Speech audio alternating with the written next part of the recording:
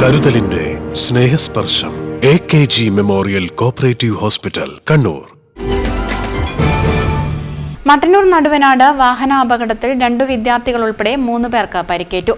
ചൊവ്വാഴ്ച രാവിലെ 9:30യോടെയായിരുന്നു അപകടം.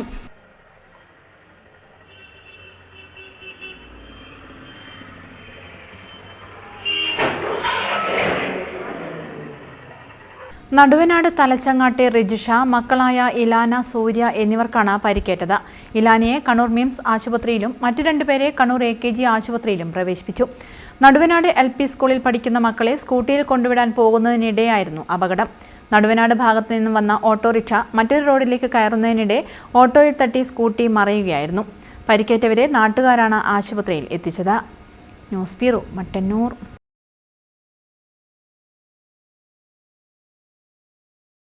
സ്വർണ്ണാഭരണങ്ങളുടെ ഏറ്റവും കൂടുതൽ ഡിസൈനുകളുമായി ചക്കരക്കല്ലിലെ വിശാലമായ jewellery Rajadhani jewellers, Anjarakandy road, Chakkarakkal.